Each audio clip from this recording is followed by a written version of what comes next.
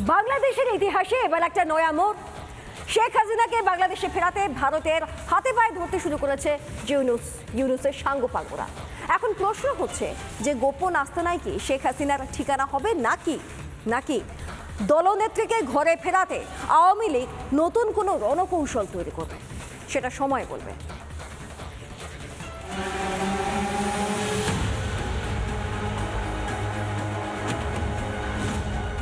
ছবিগুলো দেখলেন, শুনলেন নারকীয় উল্লাসের স্বর। এটাই বাংলাদেশের গত 16 মাসের ইতিহাস। এবার একেবারে সাজানো মামলায় হাসিনাকে ফাঁসির সাজা।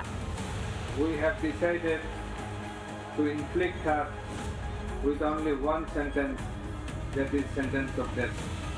এবার কি হবে বাংলাদেশের প্রাক্তন প্রধানমন্ত্রীর? গোপন আস্তানাতে কি ভবিষ্যৎ কাটবে শেখ হাসিনার? বঙ্গবন্ধুর কন্যা শেখ হাসিনার ভবিষ্যৎ হচ্ছে বাংলাদেশের সাধারণ মানুষের কাছে। তিনি ফিরে যাবেন, তিনি তাদের নেতৃত্ব দেবেন, তাদের ভাগ্য উন্নয়নে আমৃত্যু কাজ করবেন, সেটাই হচ্ছে তার ভবিষ্যৎ। ট্রাইব্যুনালের আজব রায়ে আহ্লাদিত কট্টরপন্থীরা 32 নম্বর ধানমন্ডি অর্থাৎ মুজিবের বাড়ি ভাঙার জন্য ক্ষেপে ওঠে জামাতিরা।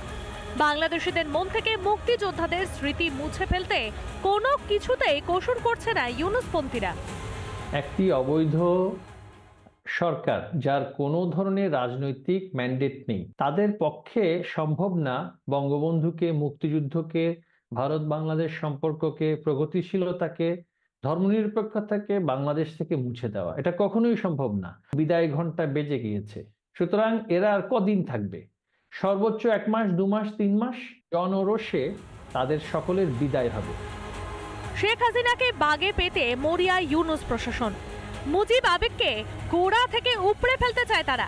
যতদিন শেখ হাসিনা জীবিত আছেন ততদিন কল্পনার জগতে থাকতে হবে পাকিস্তানের চামচা ইউনূসকে।